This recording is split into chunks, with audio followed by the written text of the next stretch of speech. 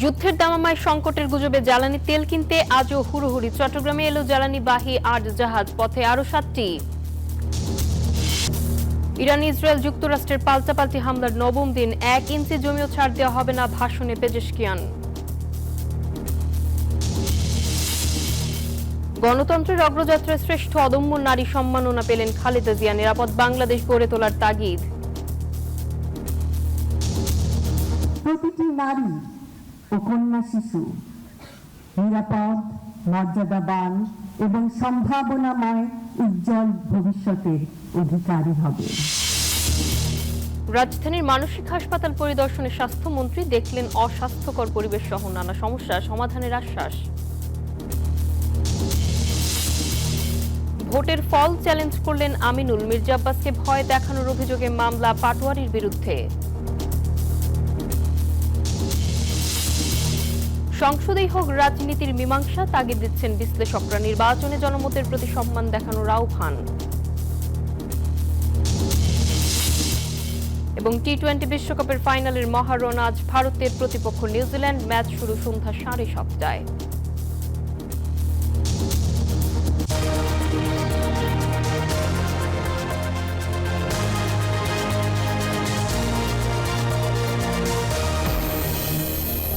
স্বাগত নিউজ 24 সংবাদের সঙ্গে আছে আমি নাফিসা জামান। দেখছিলেন বিআরবি কেবল সংবাদ শিরোনাম। মধ্যপ্রাচ্যে যুদ্ধ পরিস্থিতির প্রভাবে জ্বালানি তেলের সংকট দেখা দেবে এমন আশঙ্কায় রাজধানীর বিভিন্ন পেট্রোল পাম্পে তেল নিতে আজও ভিড় করছেন গ্রাহকরা। সকাল থেকে রাজধানীর কয়েকটি ফিলিং স্টেশনে লম্বা লাইন দেখা গেছে। পাম্প কর্তৃপক্ষ বলছে, গ্রাহকেরা বাড়তি পরিমাণে তেল সংগ্রহ করায় ফুরিয়েছে অকটেন, ডিজেলও শেষ পর্যায়ে। এই অবস্থায় স্টেশনের সামনে এসে ফিরে যাচ্ছেন বাইক চালকরা, ছুটছেন একের পর এক ফিলিং স্টেশনে। এদিকে জ্বালানি সংকট এড়াতে আজ থেকে রেশনিং পদ্ধতিতে তেল বিক্রি শুরু হয়েছে। নির্দিষ্ট যানের ধরন অনুযায়ী তেলের পরিমাণ নির্ধারণ করে দিয়েছে বিপিসি। তেল বিক্রিতে অনিয়ম ঠেকাতে আজ থেকে মাঠে নেমেছে ভ্রাম্যমাণ আদালত। এই যে অযথা লাইনে থেকে অযথা জ্বালানি নষ্ট হচ্ছে, তা আমি মনে করি যে তেলের সংকট এটা শোনা যাচ্ছে, কিন্তু আমরা তো এর প্রমাণ পাইনি। আর গভর্নমেন্ট বারবার আশ্বস্ত করছে যে দিচ্ছে। আমরা যতটুকু সোফার, আমি বললাম সোফার, আমরা যতটুকু ফিউল ডিমান্ড করেছি আমরা পেয়েছি সরকারের কাছ থেকে। দর্শক, এ বিষয়ে আরো জানাতে আমাদের সঙ্গে যুক্ত হচ্ছেন আমাদের সহকর্মী মামুন ইসলাম। মামুন, পেট্রোল পাম্পে আজ কি ধরনের চিত্র আপনি দেখতে পাচ্ছেন, আর ভ্রাম্যমাণ আদালতগুলো কোনো ধরনের অভিযান পরিচালনা করছে কিনা আমাদেরকে জানাবেন।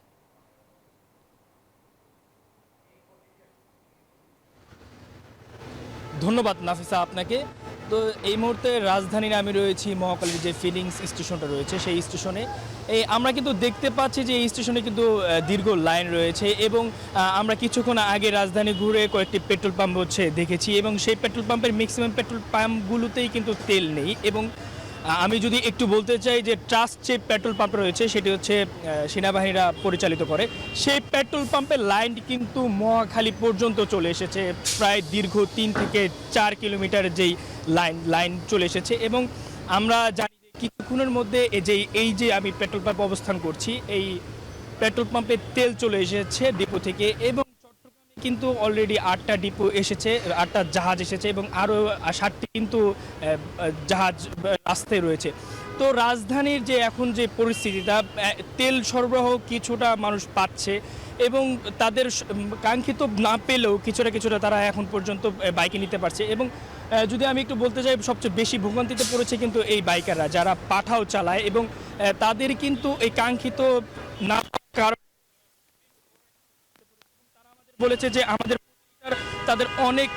প্রতিদিন তাদের অনেক লিটারের তেল লাগে, কিন্তু সেই পরিমাণ তেল তারা এখনো পাচ্ছে না এবং যারই কারণে কিন্তু তারা অনেক যানজট সৃষ্টি হয়েছে। আমরা যদি এখন একটু মহাখালীর চিত্রটা দেখতে চাই, এখানে কিন্তু বিরাট একটি যানজট সৃষ্টি হয়েছে শুধু তেল না পাওয়ার কারণে এবং এইখানে কিন্তু দূর পর্যন্ত গিয়েছে। তো মহাখালী থেকে এই ছিল আমার কাছে সর্বশেষ তথ্য তেল নিয়ে। মামুন, ধন্যবাদ আপনাকে আমাদের সঙ্গে যুক্ত হওয়ার জন্য। মধ্যপ্রাচ্যে যুদ্ধের উত্তেজনার মধ্যে বাংলাদেশের জ্বালানি আমদানি নিয়ে চট্টগ্রাম বন্দরে এসে পৌঁছেছে জ্বালানিবাহী 8টি জাহাজ। রোববার সকালে এসব জাহাজ বন্দরে নোঙর করে। আরও জ্বালানি নিয়ে 7টি জাহাজ চট্টগ্রাম বন্দরে পৌঁছার পথে রয়েছে। এসব জাহাজে রয়েছে এলএনজি, এলপিজি, বিভিন্ন ধরনের জ্বালানি তেল ও শিল্প কারখানার প্রয়োজনীয় কাঁচামাল। জাহাজগুলো 28 ফেব্রুয়ারির আগেই হরমুজ প্রণালী অতিক্রম করে।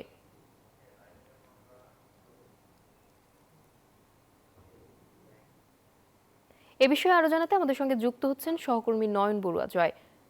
জয়, জ্বালানিবাহী এসব জাহাজে কত টন এলএনজি ও এলপিজি রয়েছে, এ নিয়ে কি বলছেন সংশ্লিষ্টরা, আমাদেরকে জানাবেন।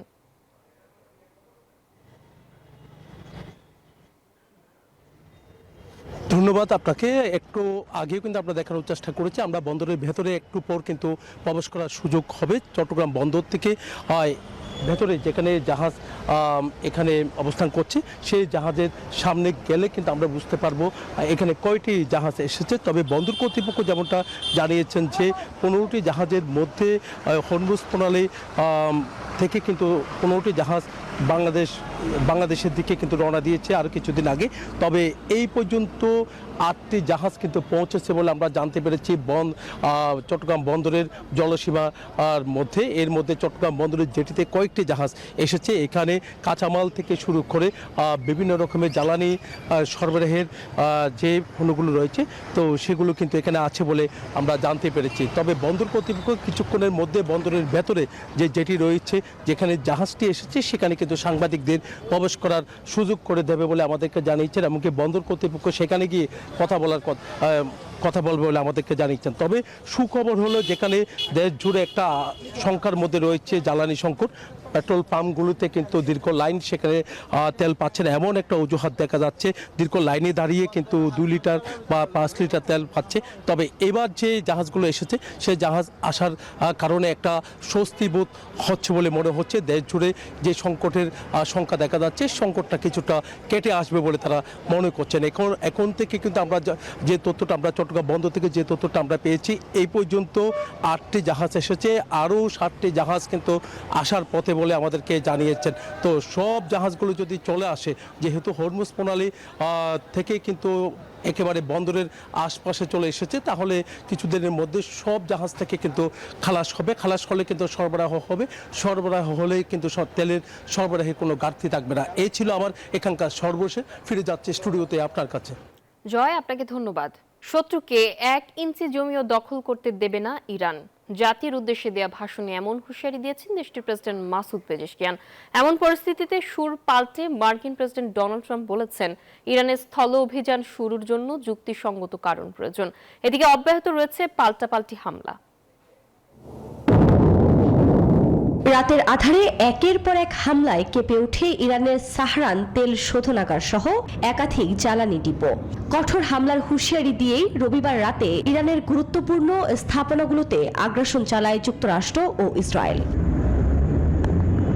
এই হামলায় ক্ষয়ক্ষতির খবর এখনো পাওয়া না গেলেও ছড়িয়ে পড়া ভিডিওতে আগুনের কুণ্ডলি উঠতে দেখা গেছে। তেল শোধনাগারে হামলার জবাবে কঠোর পরিণতির হুঁশিয়ারি দিয়েছে ইরান। দমে না গিয়ে তেল আবিব ও জেরুজালেমে পাল্টা ক্ষেপণাস্ত্র হামলা চালিয়েছে তেহরান। এমনকি মধ্যপ্রাচ্যের দেশগুলোতে মার্কিন ঘাঁটি ও স্থাপনায়ও হয়েছে হামলা। হামলা পাল্টা হামলা, হতাহত ও ক্ষয়ক্ষতির মধ্যেও দমে না গিয়ে শক্ত হাতে শত্রুদের মোকাবিলা করছে ইরান। এরই মধ্যে শত্রুদের 1 ইঞ্চি জমিও দখল করতে দেয়া হবে না বলে হুঁশিয়ারি দেন দেশটির প্রেসিডেন্ট মাসুদ পেজেশকিয়ান। যুদ্ধের এই ভয়াবহতার মধ্যেই নিজের সুর পাল্টাচ্ছেন মার্কিন প্রেসিডেন্ট ডোনাল্ড ট্রাম্প। এয়ারফোর্স ওয়ানে সাংবাদিকদের প্রশ্নের উত্তরে তিনি বলেন, ইরানের স্থল অভিযান শুরুর জন্য যুক্তিসঙ্গত কারণ প্রয়োজন। তবে ইরানি বাহিনীকে এতটাই ধ্বংস করতে হবে যে তারা আর যুদ্ধ করতে পারবে না বলেও জানান তিনি। এমনকি যুদ্ধে জয়ের পর যুক্তরাজ্য এখন বিমানবাহী রণতরী পাঠাতে চাইছে বলেও তোপ দেগেছেন তিনি। বলেন, জেতা যুদ্ধে যোগ দিতে আসা সঙ্গীর প্রয়োজন নেই। অন্যদিকে ইরানের বিপ্লবী গার্ড আইআরজিসিকে অস্ত্র সমর্পণের আহ্বান জানান ইসরায়েলের প্রধানমন্ত্রী বেনিয়ামিন নেতানিয়াহু। আফরিন মৌ, নিউজ 24। গণতন্ত্রের অগ্রযাত্রায় শ্রেষ্ঠ অদম্য নারী সম্মাননা পেলেন প্রয়াত প্রধানমন্ত্রী দেশনেত্রী বেগম খালেদা জিয়া। রবিবার সকালে এক আয়োজনে মরণোত্তর এই সম্মাননা দেয়া হয়। অনুষ্ঠানে রাষ্ট্রপতি মোহাম্মদ শাহাবুদ্দিন বলেন, নারীকে মূলধারা থেকে দূরে রেখে অগ্রগতি সম্ভব নয়। ডক্টর জুবাইদা রহমান বলেন, সমতা, মর্যাদা ও ন্যায়ভিত্তিক সমাজ গড়তে সব ক্ষেত্রে নারীদের অগ্রাধিকার দিতে হবে। বাংলাদেশের রাজনৈতিক ইতিহাসের অনন্য ব্যক্তিত্ব ও অবিস্মরণীয় নাম বেগম খালেদা জিয়া। দেশের প্রথম নারী প্রধানমন্ত্রী তিনি। 4 দশকের বেশি সময় বাংলাদেশের অন্যতম বড় দল বিএনপির নেতৃত্ব দিয়েছেন। 3 দফায় পালন করেছেন প্রধানমন্ত্রীর দায়িত্ব। সব মিলিয়ে দেশ গঠনে তার অবদান অনস্বীকার্য, যার স্বীকৃতি হিসেবে মরণোত্তর শ্রেষ্ঠ অদম্য নারী সম্মাননা পেলেন সাবেক 3 বারের এই প্রধানমন্ত্রী। রবিবার রাজধানীর ওসমানী স্মৃতি মিলনায়তনে আন্তর্জাতিক নারী দিবসে আয়োজিত অনুষ্ঠানে পুরস্কার গ্রহণ করেন বেগম খালেদা জিয়ার নাতনি ব্যারিস্টার জাইমা রহমান। অনুষ্ঠানে প্রধানমন্ত্রীর সহধর্মিণী ডাক্তার জুবাইদা রহমান বলেন, সততা, মর্যাদা ও ন্যায়ভিত্তিক সমাজ গড়তে সব ক্ষেত্রে নারীদের অগ্রাধিকার দিতে হবে। যেখানে প্রতিটি নারী ও কন্যা শিশু নিরাপদ, মর্যাদাবান এবং সম্ভাবনাময় উজ্জ্বল ভবিষ্যতের অধিকারী হবে।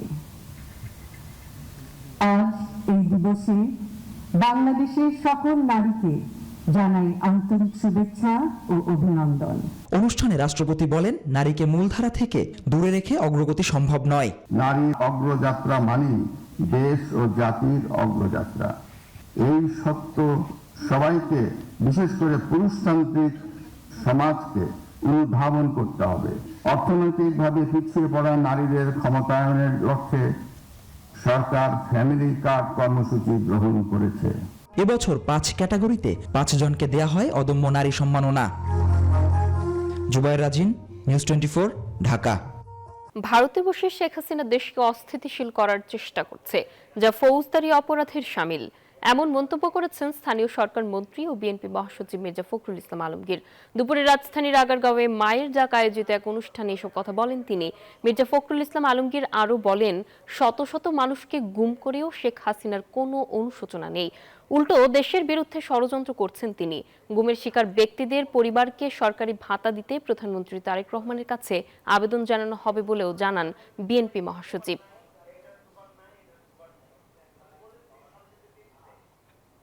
প্রধানমন্ত্রীর কাছে একটা চিঠি লিখবো যে আমাদের এই পরিবারগুলোকে সরকারের তরফ থেকে ভাতা দেওয়াটা অত্যন্ত জরুরি, তাদের ভবিষ্যৎ, এটা তাদের প্রাপ্য। আমাদেরকে যেন কখনো এই ধরনের বাচ্চাদের কথা শুনতে না হয়, ভবিষ্যতে আমরা যেন কখনো এই ধরনের কোনো পরিস্থিতি না পড়ি যেখানে আমার এই শিশুরা বলবে যে আমার বাবাকে হাত ধরে মিস করে দিতে চাই। রাজধানীর সরকারি হাসপাতালগুলোতে শৃঙ্খলা ফেরাতে কঠোর অবস্থানের সরকার। সেই ধারাবাহিকতায় রবিবার সকালে রাজধানীর জাতীয় মানসিক স্বাস্থ্য ইনস্টিটিউট ও হাসপাতালে আকস্মিকভাবে হাজির হন স্বাস্থ্যমন্ত্রী। নিজের চোখে দেখলেন হাসপাতালের অব্যবস্থাপনার চিত্র। রাজধানীর সরকারি হাসপাতালগুলোতে চিকিৎসার মান ও পরিবেশ তদারকি করতে গিয়ে স্বাস্থ্যমন্ত্রী দেখলেন রোগীদের বিছানায় ছারপোকার রাজত্ব, ফেলে রাখা হয়েছে ময়লা আবর্জনা। এমন পরিবেশ দেখে চরম অসন্তোষ প্রকাশ করেন মন্ত্রী। এখানে যে ব্যবস্থাপনার যিনি দায়িত্বে, যিনি দায়বদ্ধ সরকারের কাছে সবচেয়ে বেশি to administrate the whole situation of the hospital, ওনার কাজে কর্মী অদক্ষতা রয়েছে অনেক। যেমন এই যে টিকেটিং সিস্টেমটা যেটা করেছে, মেশিন আছে, টোনার নেই, এটা দায়িত্ব ছিল কিন্তু আমার ডাইরেক্টরের দেখার, উনি দেখেন না। Lack of performing the responsibility in details, সেটার অভাব রয়েছে। সবচেয়ে অমানবিক যেটা সারপোকা, যেটাকে আমরা উলুজ বলি, বিছানার মধ্যে ভর্তি রুগীদের তো এটা পাগলের, তো এটা মানসিক রুগীদের হসপিটাল, অ্যাটেন্ডেন্ট থাকে সাথে, এরা ঘুমাইতে পারে না। আমরা যারা কন্ট্রাক্ট নিয়েছে ওই সারপোকা এগুলি মারার জন্য, ওনার সাথে কথা বলেছি, উনি কিছু প্রবলেমের কথা বলেছে। এগুলি অ্যাকচুয়ালি প্রবলেম না, যদি ডাইরেক্টর সাহেব নিজে সিরিয়াস হতো। মন্ত্রী জানান, পর্যায়ক্রমে দেশের সব বড় হাসপাতালে এমন ঝটিকা পরিদর্শন চলবে। নির্দিষ্ট ডিউটি রোস্টার না মানলে চিকিৎসক ও কর্মকর্তাদের বিরুদ্ধেও নেওয়া হবে কঠোর ব্যবস্থা। অন্যদিকে হাসপাতালে দালালের দৌরাত্ম্য নিয়ন্ত্রণে অভিযানে নামে র্যাব। আটক করা হয় বেশ কজন দালালকে। ভ্রাম্যমাণ আদালত তাদের শাস্তিও দিয়েছে। 500 টাকা দিলে আমি ট্রলিতে নিয়ে আমি উপরে যাব, নাহলে আমি যাবো না। আমি বলছি কি আমরা তো গরিব মানুষ, আমরা তো চা খাই, কাম করে খাই, কারণ আমরা কোন থেকে দিব? কম দামে যে ওষুধগুলো ওগুলো কিছু কিছু পাওয়া যায়, আর যেগুলো বড় বড়ই ওই ওষুধগুলো মানে এখান থেকে দেয় না। দালালদের দৌরত্ব এবং 7 দফা কর্মসূচি ঘোষণা করেছেন, যার মধ্যে মোবাইল কোর্টের মাধ্যমে আইনের প্রয়োগ, দালালদের নির্মূলে দালালদের বিরুদ্ধে আইনগত অভিযান পরিচালনা করা। হাসপাতাল দালাল মুক্ত করতে আইন শৃঙ্খলা বাহিনী ও স্বাস্থ্য মন্ত্রণালয়ের এই সমন্বিত উদ্যোগকে স্বাগত জানিয়েছে রোগীরা। রাজু মাহমুদ, নিউজ 24, ঢাকা। সাভার জাতীয় স্মৃতিসৌধে বীর শহীদদের প্রতি ফুল দিয়ে শ্রদ্ধা নিবেদন করেছেন জাতীয় সংসদের চিফ হুইপ নুরুল ইসলাম মনির নেতৃত্বে। সকালে শ্রদ্ধা নিবেদন শেষে বীর শহীদদের স্মরণে 1 মিনিট নীরবতা পালন করেন তারা। পরে স্মৃতিসৌধের পরিদর্শন বইয়ে স্বাক্ষর করেন। এ সময় চিফ হুইপ নুরুল ইসলাম মনি বলেন, বর্তমান সংসদ হবে প্রাণবন্ত, যেখানে বিরোধী দলও পাবে বাক স্বাধীনতা। এছাড়াও এ সরকারকে জনগণের সরকার বলেও মন্তব্য করেন তিনি।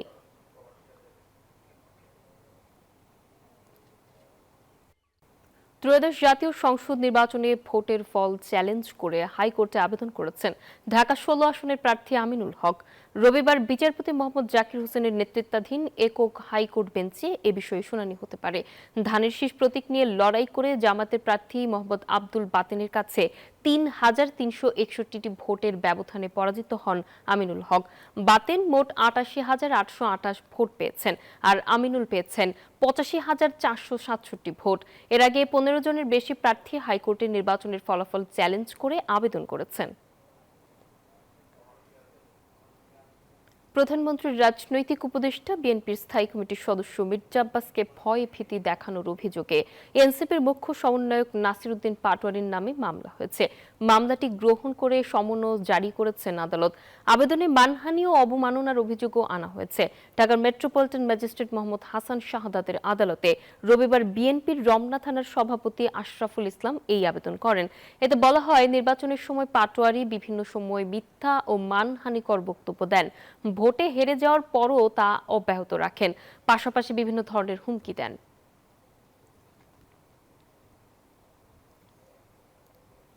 সংবিধানের ৫ম সংশোধনীর অংশ বিশেষ বাতিল ঘোষণা করে হাইকোর্টের দেওয়া রায়ের বিরুদ্ধে আবারও শুনানি হবে। রবিবার সকালে এই আদেশ দিয়েছেন আপিল বিভাগ।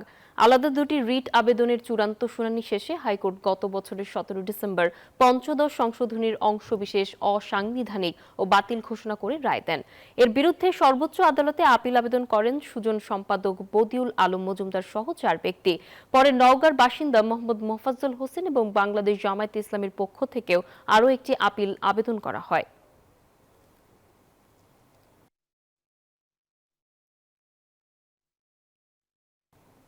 টিএফআই সেলে গুম করে নির্যাতনের ঘটনায় মানবতাবিরোধী অপরাধের মামলায় শেখ হাসিনা ও 10 সেনা কর্মকর্তা সহ 17 আসামির বিরুদ্ধে ব্যারিস্টার আহমদ বিন কাশেম আরমানের জেরা চলছে।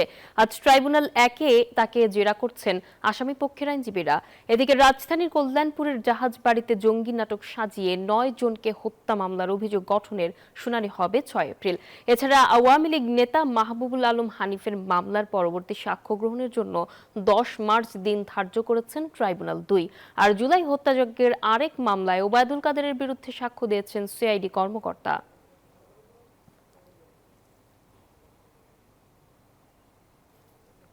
জ্বালানি সাশ্রয়ের কথা বিবেচনায় রেখে এবার স্বাধীনতা দিবসে কোনো আলোকসজ্জা করা হবে না বলে জানিয়েছেন স্বরাষ্ট্রমন্ত্রী সালাউদ্দিন আহমেদ। রবিবার সচিবালয়ে সাংবাদিকদের কথা বলেন তিনি। নিরাপত্তা নিশ্চিত করার জন্য, যাতায়াত সহজতর করার জন্য এবং মহান স্বাধীনতা এবং জাতীয় দিবস যাতে ভাবগাম্ভীর্যের সাথে আমরা উদযাপন করতে পারি, জেলা পর্যায়ে আলোচনা সভা হয়, প্রশাসন, জেলা প্রশাসনের নেতৃত্বে, বিভাগীয় প্রশাসনের নেতৃত্বে বিভিন্ন আনুষ্ঠানিকতা আছে। এইগুলো সবই প্রতি বছর আমরা যেভাবে পালন করি সেভাবে পালন করার জন্য নির্দেশনা দেওয়া হয়েছে। ছাত্র জনতার অভ্যুত্থানের মাধ্যমে যে পরিবর্তন এসেছে তার সার্থকতা নির্ভর করছে একটি কার্যকর সংসদের মাধ্যমে। বিশ্লেষকরা বলছেন, জনগণ এবার কেবল নির্বাচন চায়নি, তারা চেয়েছে ক্ষমতায় প্রকৃত অংশীদারিত্ব। সংসদের ভেতরে ও বাইরে জনমতের প্রতি সম্মান প্রদর্শনী হবে নির্বাচিত রাজনৈতিক শক্তিগুলোর প্রকৃত পরীক্ষা। আর সাধারণ মানুষের প্রত্যাশা রাজপথ নয়, রাজনীতির মীমাংসা হোক সংসদে। আল মোহাইমিনুল খানের প্রতিবেদনে বিস্তারিত। 2024-এর জুলাইয়ের উত্তাল গণ অভ্যুত্থানে 5 আগস্ট পতন হয় দোর্দণ্ড প্রতাপশালী শেখ হাসিনা সরকারের। রাজপথে রক্ত ছড়ানো ছাত্র জনতার বিজয় উল্লাসের ঢেউ মানিক মিয়া এভিনিউ ছাপিয়ে পৌঁছে যায় জাতীয় সংসদ ভবনেও। জুলাইয়ের উত্তাল গণ অভ্যুত্থানের পর গত 1.5 বছর দেশ কোনো রাজনৈতিক সরকারের অধীনে ছিল না। এর আগে দীর্ঘ 1.5 যুগেরও বেশি সময় ধরে এক ধরনের অঘোষিত স্বৈরশাসন, স্বেচ্ছাচারী ও জনবিচ্ছিন্ন সংসদ প্রত্যক্ষ করেছে এই জনপদ। সেই তিক্ত অভিজ্ঞতার পর এবার ব্যালটের মাধ্যমে জনতা তাদের রায় দিয়েছে। 12ই মার্চ বসছে ত্রয়োদশ জাতীয় সংসদের প্রথম অধিবেশন। সাধারণ মানুষ বলছে, সংসদ যখন কার্যকর থাকে না তখন জনতা অনিবার্যভাবে রাজপথে নেমে আসে। জনতার সঙ্গে রাজপথে নেমে আসে সংঘাত। গত 18 বছরে নিয়মিতভাবে এই চিত্র দেখেছে বাংলাদেশ। জনদাবি আদায়ের কোনো কার্যকর সাংবিধানিক প্রতিষ্ঠানে আস্থা না থাকায় শিক্ষার্থী, কৃষক ও শ্রমজীবী মানুষকে বাধ্য হয়ে নামতে হয়েছে রাজপথে। আমরা অবশ্যই চাই যে জনদুর্ভোগ নিয়ে কথা হোক এবং প্রাণবন্ত একটা সংসদ আমরা দেখতে চাই। গুরুত্বপূর্ণ নিয়ে আলোচনা করা উচিত। আর দেশে আইন যত ভালো থাকে সুন্দরভাবে চালাইতে পারবে। এটা আমরা মনে করি তারা জনগণের পক্ষে কথা বলবে সংসদে এসে। জেনজি যেটা মনে করে সংসদে দুর্নীতিদের বিরুদ্ধে আলোচনা হওয়া উচিত। সংসদে নারীদের সমান অধিকার এবং নারীদের যে এইগুলা মানে সমস্যাগুলো এইগুলো নিয়ে আলোচনা করা হোক। কিন্তু এই সরকারের কাছে আমার জোরালো দাবি যে আমাদেরকে অন্ততপক্ষে 2টা কি 3টা সংরক্ষিত আসন দিক। জনগণের স্বার্থকে প্রধান রেখে নিজেদের স্বার্থটাকে একটু ক্ষীণ করে আলোচনায় আসতে হবে। নির্বাচিত প্রতিনিধিদের প্রধান দায়িত্ব হবে জনদাবিগুলো নিয়মিতভাবে সংসদে তোলা। জনগণের কষ্টের কথা সরকারের কাছে পৌঁছে দেয়া বিরোধী দলের দায়িত্ব, আর তা যৌক্তিকভাবে সমাধান করা সরকারের কর্তব্য। রাষ্ট্রের কোন কোন ক্ষেত্রে নতুন নতুন আইন করা দরকার সেই বিষয়গুলোকে চিহ্নিত করা এবং সেই আইন প্রণয়নের উদ্যোগটা গ্রহণ করবে সরকার। এবং এখানে বিরোধী দলের ভূমিকা হলো মূলত সরকার যে আইনটা করবে সেই আইনটাকে ক্রিটিক্যালি তুলে ধরা। সংসদ সদস্যরা প্রকৃতপক্ষে তাদের প্রতি আইন প্রণয়নের যে ভূমিকা সেই ভূমিকাটা রাখবেন এবং আইন প্রণয়নের ভূমিকা রাখার জন্য শুধুমাত্র সরকারি দল হতে হবে তা না, বিরোধী দলের ভূমিকা অনেক বেশি গুরুত্বপূর্ণ আমি মনে করি। পার্লামেন্টে কতগুলো ল্যাঙ্গুয়েজ আছে, সুতরাং রাজপথে দাঁড়িয়ে যে কথা যত খিস্তি খেউড়ি আপনি আড়ো না কেন, পার্লামেন্টে কিন্তু আপনি সেটা করবেন, এরা মানুষ প্রত্যাশা করে না। বিশ্লেষকরা বলছেন, যদি রাজপথই সব সমস্যার সমাধানের একমাত্র স্থান হয়ে থাকে তাহলে জনগণের কষ্টার্জিত ভোট ও বিপুল ব্যয়ের এই নির্বাচনের তাৎপর্য প্রশ্নবিদ্ধ হবে। নির্বাচন পরবর্তী সময়ে দেশে একটি সুস্থির পরিবেশ অপরিহার্য। আন্দোলন নয়, আলোচনা আর আইন প্রণয়নের মাধ্যমেই হোক সকল জনদুর্ভোগের সমাধান, এমনটি প্রত্যাশা সাধারণ মানুষের। আর সুশীল সমাজের দাবি, এই অধিবেশন থেকেই সংসদ হয়ে উঠুক প্রকৃত জনপ্রতিনিধিত্বের মঞ্চ। আল মোহাম্মদুল খান, নিউজ 24, ঢাকা। দর্শক, এই মুহূর্তে প্রেস ক্লাবে কথা বলছেন জ্বালানি মন্ত্রী। আমরা সরাসরি চলে যাচ্ছি তার বক্তব্যে। দেশ পরিচালনার দায়িত্ব হাতে নিয়েছে আল্লাহর রহমতে। একটা কথা খুব দৃঢ়তার সাথে বলতে পারি, যে আমরা যে স্বল্প সময় ওনার নেতৃত্বে কাজ করছি, তারেক রহমান সাহেব এই 15 দিনে বাংলাদেশের মানুষের কাছে তার বলনে, চলনে, কর্মে একটা আস্থার স্থল হয়ে গেছে। সেই আস্থার স্থলের সোলজার হচ্ছে আমাদের দলের নেতৃবৃন্দ। সেই সোলজারদেরকেও জনগণের কাছে আস্থার জায়গায় যেতে হবে। সবাই যদি আমরা আস্থা গ্রহণ করতে পারি, তাহলেই তারেক রহমান বাংলাদেশের আনচ্যালেঞ্জ লিডার হবে। এবং রাজধানীর বিপণী বিতানগুলোতে জমে উঠেছে ঈদের কেনাকাটা। আরো জানাতে বসুন্ধরা শপিং মল থেকে যুক্ত হচ্ছেন আমাদের সহকর্মী রাশেদ রায়হান। রায়হান, এবার পোশাকের দাম নিয়ে কি বলছেন ক্রেতা বিক্রেতারা, আমাদেরকে জানাবেন।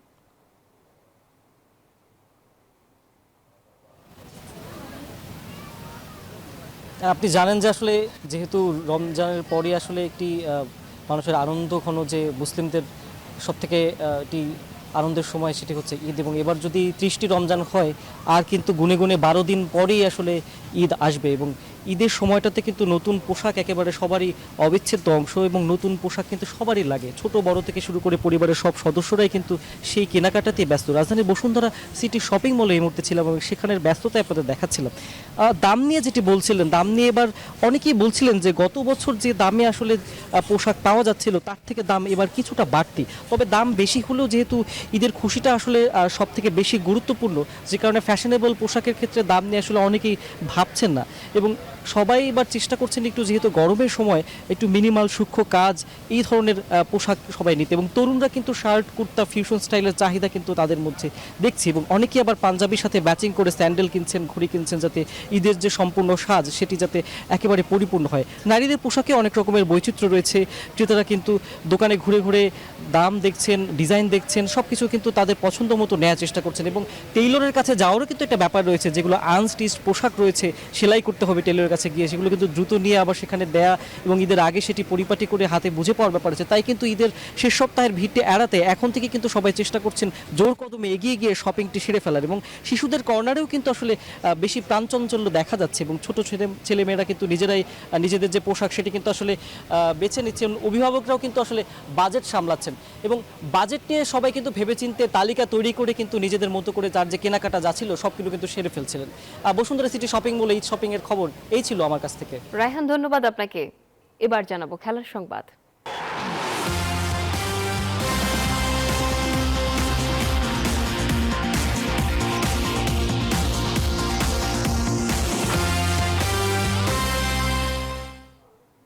ক্রিকেটের সংক্ষিপ্ত ফরম্যাটে বিশ্বসেরা হওয়ার লড়াই টি-20 বিশ্বকাপের ফাইনালে আজ মুখোমুখি হচ্ছে ক্রিকেট পরাশক্তি ভারত ও নিউজিল্যান্ড।